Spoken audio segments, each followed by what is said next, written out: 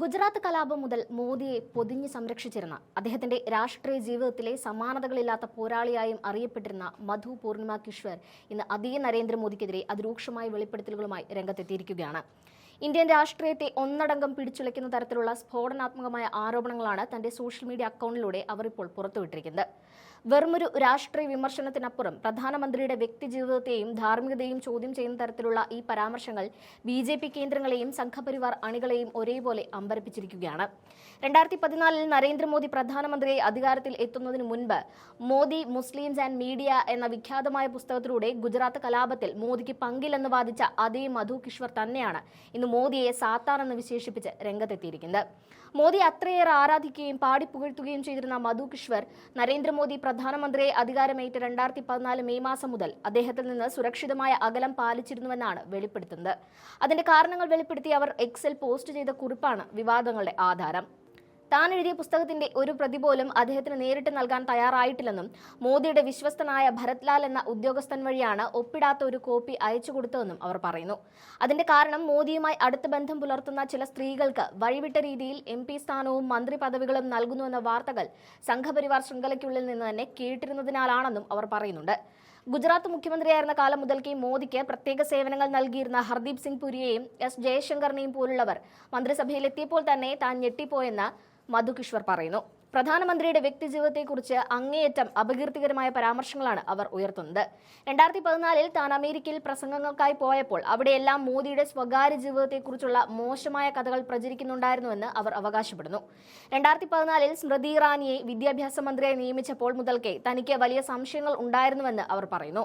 കേവലം 12ാം ക്ലാസ് മാത്രം വിദ്യാഭ്യാസമുള്ള ഒരു സീരിയൽ നടിയെ ഇത്രയും പ്രധാനപ്പെട്ട പദവിയിലിരുത്തിയത് വെറുമൊരു രാഷ്ട്രീയ തീരുമാനമല്ലെന്നും അതിന് പിന്നിൽ അവിശുദ്ധമായ ചില കാരണങ്ങൾ ഉണ്ടെന്നുമാണ് മധു കിശ്വർ ആരോപിക്കുന്നത്.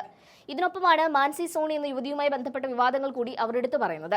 ഗുജറാത്തിൽ നരേന്ദ്രമോദി മുഖ്യമന്ത്രിയായിരുന്ന കാലത്ത് ഒരു യുവതിയെ നിയമവിരുദ്ധമായി നിരീക്ഷിച്ചു എന്ന സ്നൂപ്പ് ഗേറ്റ് വിവാദത്തിലെ കേന്ദ്ര ബിന്ദുവാണ് ഈ Mansi Sony.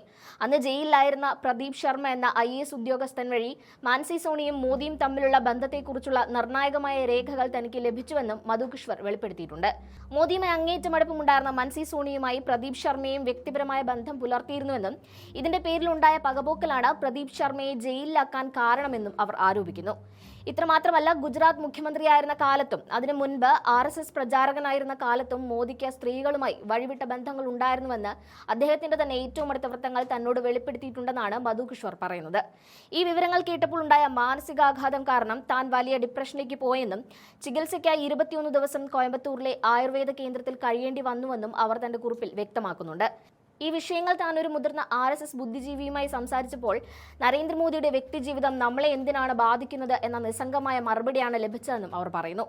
Amit മാളവിയെ BJPയുടെ social media ഇൻചാർജായി നിയമിച്ചത് BJP നേതൃത്വത്തിന്റെ മാനസികാവസ്ഥയുടെ തെളിവാണെന്നും കൂടി അവർ തന്റെ പോസ്റ്റിൽ പരിഹസിക്കുന്നുണ്ട്. നരേന്ദ്രമോദി ഭരണത്തിൽ മികച്ച പ്രകടനം കാഴ്ചവെച്ചിരുന്നുവെങ്കിൽ ഒരുപക്ഷെ അദ്ദേഹത്തിന്റെ സ്വകാര്യ ജീവിതത്തിലെ പാളിച്ചകൾ താൻ അവഗണിച്ചേനെ എന്നാണ് മധു കിശ്വർ പറയുന്നത്. എന്നാൽ ഹിന്ദു സമൂഹത്തെ തകർക്കാനും ഹിന്ദുധർമ്മത്തെ അപമാനിക്കാനും ശ്രമിക്കുന്ന CAA പോലുള്ള വിദേശ ഏജൻസികൾക്ക് വേണ്ടി പ്രവർത്തിക്കുന്ന ഒരു ഭരണാധികാരിയാണ് മോദിയെന്നും അവർ കുറ്റപ്പെടുത്തുന്നുണ്ട്. മധു കിശ്വറിന്റെ ഈ നിലപാട് മാറ്റം പെട്ടെന്നുണ്ടായ ഒന്നല്ല എന്ന് വ്യക്തമാക്കുന്ന പഴയകാല രേഖകളും അവർ ഇപ്പോൾ പുറത്തുവിട്ടിട്ടുണ്ട്. 2014 ഡിസംബറിൽ വൃന്ദ ഗോപിനാഥിന് നൽകിയ അഭിമുഖത്തിൽ തന്നെ മോദി സർക്കാരിന്റെ പ്രവർത്തനങ്ങളിൽ താൻ നിരാശയാണെന്ന് അവർ പറഞ്ഞിരുന്നു. ലാലു പ്രസാദ് യാദവ്, റാബ്രി ദേവി അധികാരത്തിൽ ഇരുത്തുന്നത് പോലെയാണ് നരേന്ദ്രമോദി സ്മൃതി ഇറാനിയെ വിദ്യാഭ്യാസ മന്ത്രിയാക്കിയതെന്ന് അന്ന് അവർ പരിഹസിച്ചിരുന്നു. സ്മൃതി ഇറാനിക്ക് ഒരു വിഷൻ ഇല്ലെന്നും യേൽ സർവകലാശാലയിൽ നിന്നുള്ള 5 ദിവസത്തെ കോഴ്സിനെ ബിരുദമായി അവതരിപ്പിച്ചത് അങ്ങേയറ്റം ബാലിഷ്യമാണെന്നും അവർ അന്ന് തന്നെ വിമർശിച്ചിരുന്നു.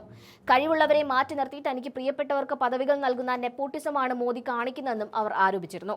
താൻ പദവികൾക്കോ സ്ഥാനങ്ങൾക്കോ വേണ്ടിയല്ല മോദിയെ പിന്തുണച്ചിരുന്നതെന്നും ഇപ്പോൾ നടത്തുന്ന വിമർശനങ്ങൾ ഒരു ക്രിയേറ്റീവ് പ്രതിപക്ഷത്തിന്റെ ധർമ്മമാണെന്നുമാണ് അവർ വാദിക്കുന്നത്. ഏറ്റവും പ്രധാനമായി നരേന്ദ്രമോദി അധികാരത്തിൽ വന്ന ആദ്യ ദിവസം മുതൽ ബ്ലാക്ക് മെയിലിംഗിന് ഇരയാകുന്നുണ്ടെന്നും ഇതിനുള്ള തെളിവുകൾ ഉടൻ പുറത്തുവിടുമെന്നുമാണ് മധു കിശ്വർ ഇപ്പോൾ നൽകിയിരിക്കുന്ന മുന്നറിയിപ്പ്. പ്രധാനമന്ത്രിയുടെ 56 ഇഞ്ച് നെഞ്ചളവെന്ന അവകാശവാദം വെറും പൊള്ളയാണെന്നും അവർ ആക്ഷേപിക്കുന്നു. സോഷ്യൽ മീഡിയയിൽ മധു കിശ്വർ ഉയർത്തിയ ഈ ആരോപണങ്ങൾക്കെതിരെ വലിയ പ്രതിരോധമാണ് BJP അനുകൂല മാധ്യമ പ്രവർത്തകരിൽ നിന്ന് ഉണ്ടാകുന്നത്. ചിത്ര ത്രിപാഠി, റൊമാന ഖാൻ തുടങ്ങിയവർ പറയുന്നത് രാജ്യസഭാ സീറ്റ് ലഭിക്കാത്തതിലുള്ള അമർഷമാണ് മധു കിശ്വറിനെ കൊണ്ട് ഇങ്ങനെ പറയിപ്പിക്കുന്നത് എന്നാണ്. എന്നാൽ താൻ ഒരിക്കലും പദവികൾ ആഗ്രഹിച്ചിട്ടില്ലെന്നും സത്യം പുറത്തു പറയുക മാത്രമാണ് ചെയ്യുന്നതെന്നും മധു കിശ്വർ തിരിച്ചടിക്കുന്നു. ആം ആദ്മി പാർട്ടി നേതാക്കളായ സഞ്ജയ് സിംഗും സൗരഭ് ഭരദ്വാജും ഈ വിഷയം വിഷയം ഏറ്റെടുത്തതോടെ ഇതൊരു വലിയ രാഷ്ട്രീയ യുദ്ധമായി മാറിയിരിക്കുകയാണ്. പ്രധാനമന്ത്രി ബ്ലാക്ക് മെയിലിംഗിന് വിധേയനാകുന്നുണ്ടെങ്കിൽ അത് രാജ്യസുരക്ഷയെ ബാധിക്കുന്ന കാര്യമാണെന്നും ഇതിൽ അന്വേഷണം വേണമെന്നുമാണ് പ്രതിപക്ഷത്തിന്റെ ആവശ്യം. നരേന്ദ്രമോദിയുടെ രാഷ്ട്രീയ ജീവിതത്തിലെ ഏറ്റവും വലിയ പ്രതിസന്ധികളിലൊന്നായി മധു കിഷോറിന്റെ ഈ വെളിപ്പെടുത്തലുകൾ മാറുകയാണ്. തന്നെ ലോകത്തിനു മുന്നിൽ ഒരു വികസന നായകനായി അവതരിപ്പിക്കാൻ മുൻപന്തിയിൽ നിന്ന ഒരാൾ തന്നെ ഇപ്പോൾ അദ്ദേഹത്തിന്റെ വ്യക്തിത്വത്തെയും ധാർമ്മികതയും പിച്ച് ചീന്തുന്ന കാഴ്ചയാണ് നാം കാണുന്നത്. മധു കിഷോർ ഉടൻ പുറത്തുവിടുമെന്ന് പറയുന്ന തെളിവുകൾ എന്തായിരിക്കും എന്നതിനെ ആശ്രയിച്ചിരിക്കും ഇനി ഇന്ത്യൻ രാഷ്ട്രീയത്തിന്റെ പോക്ക്. പ്രധാനമന്ത്രിയോ BJP നേതൃത്വമോ ഇതിനോട് ഇതുവരെ ഔദ്യോഗികമായി പ്രതികരിച്ചിട്ടില്ലെങ്കിലും സോഷ്യൽ മീഡിയയിൽ ഈ വിഷയം ആളിക്കത്തുകയാണ്.